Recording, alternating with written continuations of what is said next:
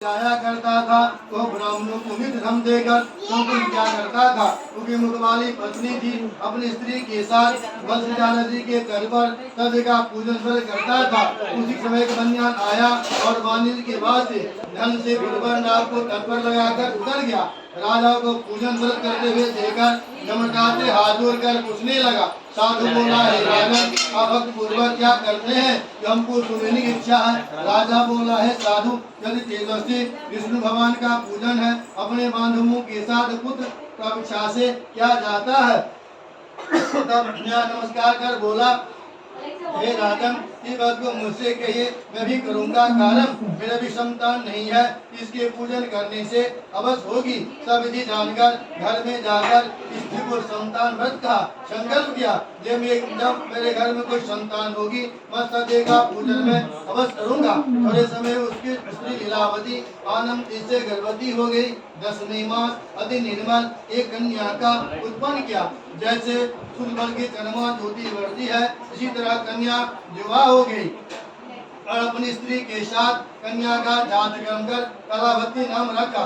एक दिन लीलावती अपने स्वामी से मधुर वचन बोली, पहले का संकल्प पूजन आप क्यों नहीं करते हैं। साधु बोला, हे प्रिय, इसके विवाह के समय में इस पूजन को मैं अवश्य करूंगा। इसी प्रकार स्त्री को समझाकर बाहर चला गया। इधर कलावती पिता के घर में नृत्य भरने लगी। एक दिन धर्म साधु शख्सों के साथ खेलती हुई लड़की को विवाह जोग देकर दूत को कहा, कन्या के निमित्त अच्छे जोवर खोज कर ले आओ। साधु आज्ञा पाकर कंचन नगर में गया। उस नगर से मणिपुत्र को देकर साधु के पास आ गया। उन्हें सुंदर कंजुत लड़के देकर जाट भाइयों के साथ विधि पूर्वक कन्या का मणिपुत्र के साथ विवाह कर दिया। दुर्भाग्य से उस समय भी सत्य का पूजन करना भूल गया। तब सत्यनारायण देव क्रोधित हो गए। कुछ दिन बाद निजकर अति चतुर साहूकार व्यापार की इच्छा से अपने दामाद को लेकर समुद्र के निकल जाकर व्यापार करने लगा। उसी समय सत्यनारायण स्वामी राजा को श्राप दिया, तेरे ऊपर बड़ा कर दुख पड़ेगा। उसी दिन चोरों ने राजा के धन चुराकर अपने पीछे देखते हुए राजा की ओर चल दिया। दौड़ते हुए देखकर राजा के धन रखकर चोर वहां छिप गया। राजा के दूत ने देखा साधु के निकट धन रखा था। साधु को बांधकर आनंद कर राजा के निकट ले जाकर बोला, हे राजन, जो चोर लाए हैं आपकी क्या आज्ञा है, आप आज्ञा दीजिए। राजा को देखकर अभिलाष आज्ञा दिया, वो बंदी खाने में जाकर बंद कर दो। दे रेवा खंडे श्री चतुर्थो अध्याय नारायण भगवान सूची कहते हैं। सदे माया से के राजा को कुछ भी न सुना, उनका धन ले लिया और सतराभान के श्राप से साधु दामाद घर पर इस तरह बड़ी दुखित हो गई। चोरों ने घर का धन ले लिया। आज व्याज भूकर जासे उनकी चिंता से घर घर घूमने लगी और कलावती कन्या भी नित घूमने लगी। एक ही रात को भूखी देखकर कलावती एक दिव्य के घर गई। वहाँ सब्जी का पूजन देकर कथा सुनकर निज मनोरथ मांगी। प्रसाद चरणामृत लेकर के कुछ रात को अपने घर को आई। तब लीलावती अपनी कन्या से धिक्कारने लगी, हे पुत्री, इतनी रात तू कहाँ रही, तेरे मन में क्या है। तब वो कन्या माता से सदवचन बोले, हे माता, मैंने परिपूर्ण करने वाले सत्य का पूजन एक विप्र के घर में देखी हूँ। लीलावती कन्या कलावती का वचन सुनकर सत्य का पूजन करने के लिए उदत हुआ। साधु स्त्री कन्या से बांधव के साथ सतदेव का पूजन किया। सत्य निवेदित वर मांगा, हे सतदेवी, हमारे पति दामाद जल्दी अपने घर आ जावे। मेरे पति दामाद को अपराध क्षमा करने योग्य है, अगर क्षमा कीजिए। इनके पूजन करने से भगवान संतुष्ट हो गए। उनके राजा को शब्द दिया, हे राजन, कल सवेरे सज्जन बंधुओं को ही छोड़ देना, उनका दे देना, नहीं तो तेरा धन उदराज सब नष्ट कर दूंगा। यह बात कहकर भगवान वहाँ से अंतर्धान हो गए। तब राजा सभा में उपस्थित होकर मंत्री जनों से अपना सब सुना उनके बंधुओं को शीघ्र ही छोड़ दो, ऐसा आदेश दिया। यह सुनकर बंदी खान चुराकर राजा के निकट ले जाकर बोला, हे महाराज, इन दोनों बंधन से मुक्त कर लाए हैं, आपकी क्या आज्ञा है, आप आज्ञा दीजिए। दोनों ने महाराज चंद्र के उसको नमस्कार कर गुरु बात को स्मरण करते हुए राजा चमके साधु दामाद को कुछ भी न कहा। वहीं को देखकर राजा आदर से बोला, आप लोगों को दुख मिला है, आप लोग भय मत करना। कहकर भगवान और कर्मादि कर्म करवाया।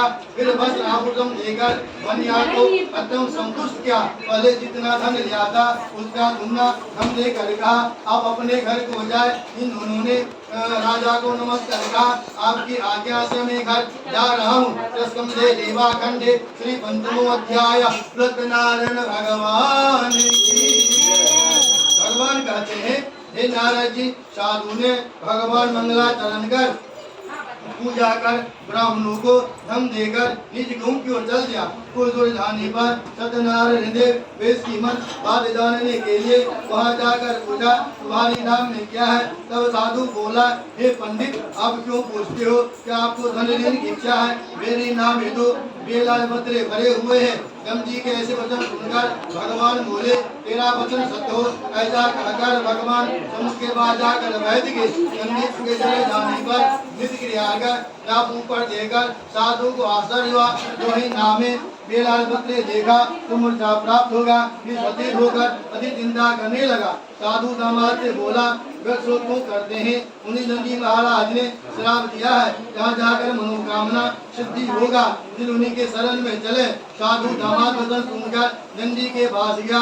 नंदी को प्रणाम करके कहा, जो आपके सामने कहा था उस अपराध को क्षमा कीजिए, यह बारंबार शोकाकुल हो गया। तब नंदी को रोते देखकर भगवान बोले, रो मत, मेरे वचन को सुन, तुम मेरी पूजा से विमुख हो गया है। मेरी इच्छा से बार बार तुमको दुख मिला है। भगवान का वचन सुनकर साधु स्तुति करने लगा।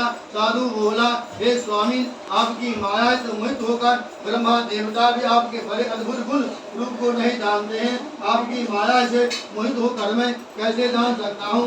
आपका पूजन मैं अवश्य करूँगा। मैं आपके शरणागत हूँ, मुझे पहले की तरह धन दीजिए। यह सुनकर भगवान संतुष्ट हो गए। मंत्रित वर देकर वहाँ से अंतर ध्यान हो गए। साधु नावजे धन से परिपुष्ट पर चढ़ गया। सत्य कृपा से मनोकामना पूर्ण हुआ। यह वह सज्जनों के साथ विधि पूर्वक सत्य का पूजन कर नाम को जत्न से हेर कर अपने देश को चल दिया। अपनी नगर के समीप साधु आकर दामाद से कहने लगा, मेरे बुढ़ी को दे दो। ऐसा कहकर धन की रक्षा करने वाले दूध को घर में भेजा। वह दूध घर में जाकर प्रणाम करके कहा, ग्राम के निकट दामाद सहित साहूकार बहुत इष्ट मित्र धन के साथ आ गए हैं। दूध के मुख से ऐसे वचन सुनकर साधु स्त्री बड़ी हर्षित हो गई। सदैव कर पूजन कर कन्या से कहने लगी, मैं चाहती हूँ तुम्हें पूजन समाप्त करके आओ। इस प्रकार सत्य का पूजन समाप्त कर प्रसादना में जाकर अपने पति को देखने चली गई। इससे सदैव जी क्रोधित हो गए।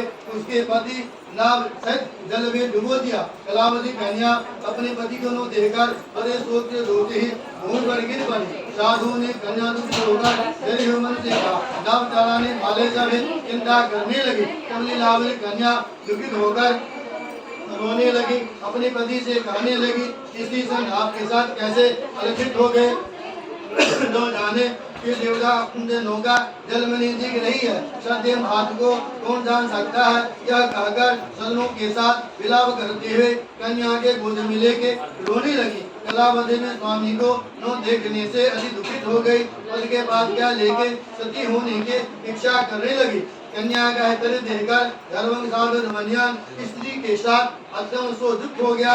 मन में निश्चय किया, सत्य से बारंबार मैं भूल गया हूँ, उसका पूजन में अवश्य करूँगा। इंद्र का सबको कहने लगा और पृथ्वी पर साष्टांग दंडवत किया। इस बातों पालन करने वाले भगवान संतुष्ट हो गए और कृपा से आकाशवाणी तुम्हारी कन्या